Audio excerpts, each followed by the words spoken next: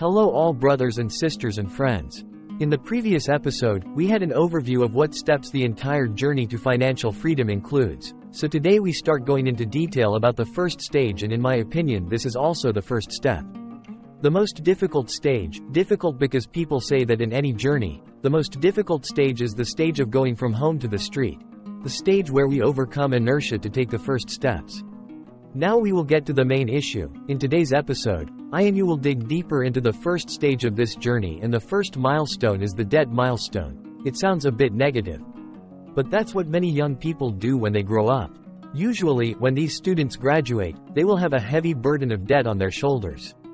In Western countries, the culture of independence was formed very early. Therefore, when they reach university age, they usually have to pay for their own tuition, and because the vast majority of them at this age do not have any savings. Therefore, governments in countries have university loan programs called student loans. And these debts are often quite large. In our country, the average is about tens of thousands of dollars. If you study at expensive schools, it is sometimes even higher. In Australia, social security policies are a bit higher, so you get more incentives. But anyway, it is still a very large debt. And these debts will often follow you for a very long time.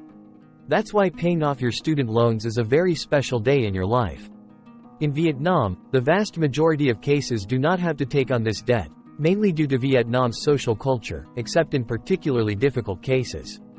Often, parents default to providing for their children's college education.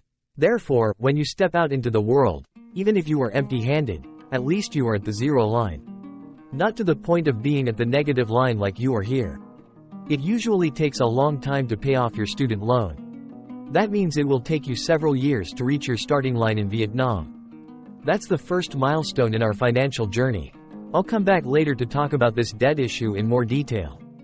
After that, we will reach milestone number 2 as I said above. This is the starting milestone for most of you in Vietnam. It is the milestone of living free of family. All of us have a period of being a freeloader, a period when we cannot support ourselves. At that time we can only survive thanks to the support of our parents' family. In my personal opinion, we are allowed to live in this stage until we are 18 years old. It's the year we're allowed to work. According to the law, 15 years old can already work, not 18. In poor rural areas in Vietnam, children as young as 10 years old begin to work as hired laborers to help their families, which is very pitiful. Here, I don't mean to call on 10-year-olds to go to work, because if I take a break at this stage, if I can, I should try to focus on studying, but what I want to say is here. As for the fact that we were freeloaded for the first 18 years of our lives, that alone is a huge amount of luck compared to others. That's why I think that by the time I'm 18, I should know how to stand on my own 2 feet.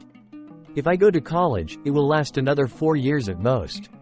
But even if you go to college, it's best not to be a freeloader. I can study, work, and take care of myself. Even if it's bad, I have to be a little less freeloader. If I need 100% of my needs, I'll go to work and pay for 50%, and I'll just ask for 50%. In fact, working at this stage, in addition to having money for yourself, also has other invisible benefits. The benefits are related to the financial issues we are talking about today. It is only when we work that we learn to appreciate money. In this paragraph, let me tell you a story. At that time, I had an employee in Australia. Although this guy is young, he has a very good personality. Especially you also pursue financial freedom very early. These are the cases I mentioned in previous episodes where you are lucky to find financial freedom when you are young. This guy's name is Jay. When he joined my company offline, he was only 23 years old and had just finished college. He interviewed other candidates with much better professional skills, but after I still decided to choose this guy. Because your personality is very good, and as a result, after just a few years, you are now starting to work as a manager and you manage a team of nearly 20 people at the age of 26, and I really believe that you will go even further. Going back to the story I was about to tell everyone, one time I talked to Jay. You told me that when you were 15 years old, you worked for a fast food restaurant and you received a salary of 15,000 Vietnamese dongs per hour. The salary in Australia is very low, so it's during that extra time that you begin to see the value of money. Then after going to work, he realized that he only needed to drink 3 cups of coffee, which was equal to 1 hour of his work time, and from then on, he no longer drank coffee outside. He made his own coffee at home. He drank it, that is. I want to tell you this story that you don't pay attention to the things that you are parasitic about, but once you get to work, you will see that making money is very difficult. From there, you will appreciate money, so you will have something about money, and from there it will become the foundation for your future financial journeys. During these years, if you go to work, the salary is small, the salary is big, whatever. As long as you work, you will definitely accumulate a lot of beneficial things for yourself. Then when you look back later, I'm sure you will be proud of yourself that you were able to stand on your own 2 feet as soon as possible. To summarize my personal thoughts, we are allowed to be freeloaders until we are 18 years old. Ideally, I would be able to support myself right after that, but at most I would be able to support myself for another 4 years. And during these 4 years, you should at least go to work to earn some extra income until you turn 22. Then you definitely have to go through the next stage, which is the stage where you can support yourself. Myself. And that is also the 3rd stage in our financial journey today. And now let's talk a little more about this 3rd stage. When you reach the 3rd stage, it means that from now on, you can make money to support yourself, and this is an important stage. It is important because it is like a milestone for knowing how to swim and not knowing how to swim.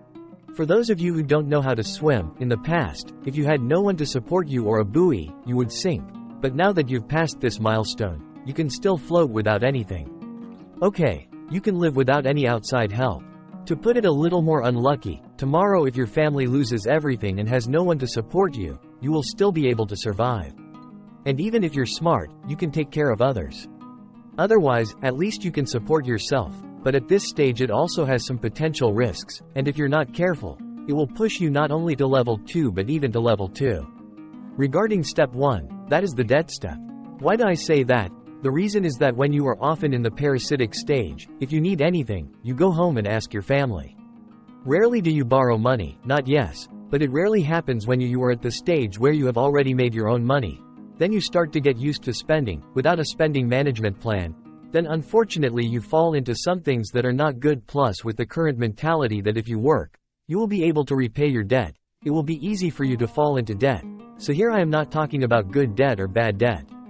There is another concept called good debt, but I will talk about it in detail in the following steps, and in this case, it is almost 100% bad debt, and if it is bad debt, it is very tiring in your life.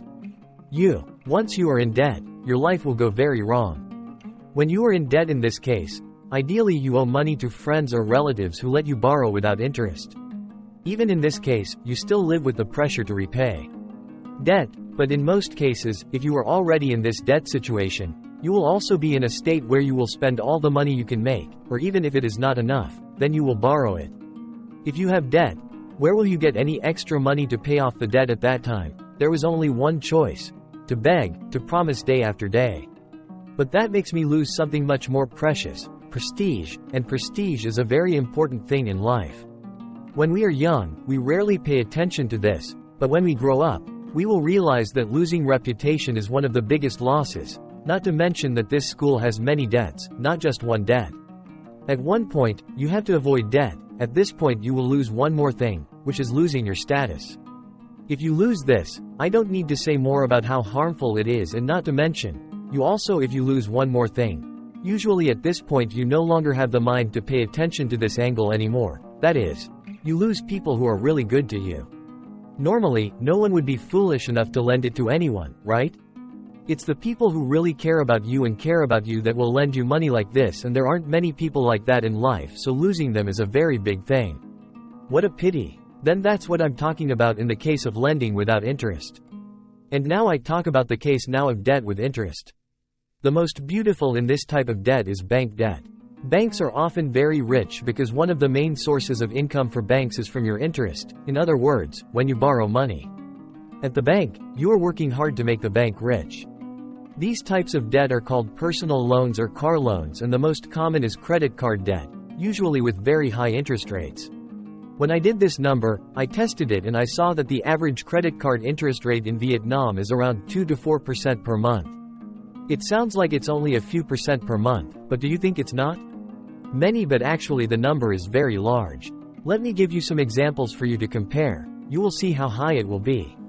In the first example, when you have money, you deposit it in term savings.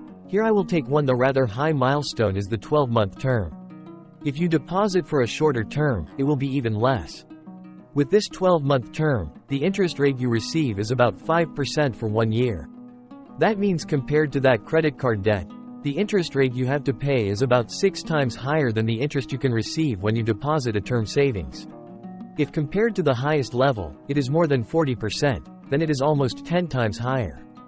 Another example is that you don't deposit in the bank but invest in the stock market, where the risk ratio is higher and therefore the profit rate is also higher, and I also not talking about the drama you lose, on average each year.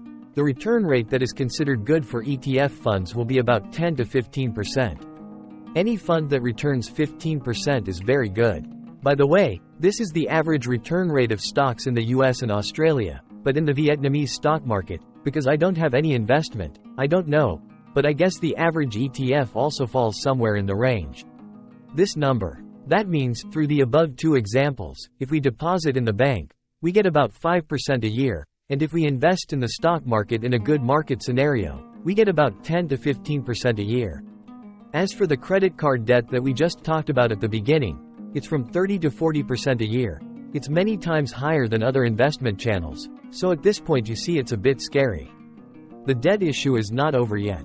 Now I'm talking about bank debt, which is the kindest form of debt in which banks operate according to the law and their commitments, and in cases where they are involved in hot loans or loans. I don't need to analyze any more about how terrible it is. The interest rate in this case is calculated in days, not in months or years. These people are very good at putting pressure on your life and are always in a state of extreme stress. I am very sorry to those who are listening to this podcast and are in this situation, in such debt. I do not intend to speak too negatively about your situation. The reason I am commenting is on you. Analyze this paragraph carefully so that you can see the harmful effects of bad debt, so that you have the determination to escape this stage, and in the next part, I will give you some methods. Method to gradually get out of this debt stage in the most effective way. Going back to stage 3 that we are talking about, which is the stage where we go to work and get paid every month, which means we can support ourselves. This is the stage of the vast majority of young people today. There are quite a few cases, and there are quite a few people who stop at this stage and live like that for the rest of their lives. And that's not only in Vietnam, but also in Western countries, especially in America and Europe. This way of living makes our lives very unsafe in case something goes wrong. There is an unexpected expense, or even worse, we lose our particular source of income. Everything will be very serious. That's why in America people are afraid of losing their jobs when they work all their lives. Many times it's a job they don't like at all, but they don't dare change. It's because of the pressure to live like this. In Vietnam, things can be a little easier because basically, Vietnam is easier to find a job. If you don't work here, you can apply elsewhere. However, even so, the situation of living month by month like this still very much limits us from doing other things. That's why I let these 3 milestones of being in debt, supporting my family, and supporting myself into a period of stress and insecurity. But as I said before, it is a statistical truth that there are many people who are stuck at step 3 for their entire lives. For those people, their whole life they have to live according to how much they work and how much they spend. Even if you do as much as you can, pay off the remaining half and use it all. However, I hope that if you follow this podcast, you will more or less have a certain perspective and you won't let me stop. Again at that step, and to do that, as soon as we reach milestone number 3, we immediately have a plan to prepare for the next steps so that we can quickly move through the new stage. I call that phase the monitoring and creating phase. In the next episode, I will go deeper into sharing all the steps in phase 2. In particular, I will show you how to set up an activity plan to track spending effectively, as well as the fastest way to get out of this debt situation. And this number, I would like to end the day here.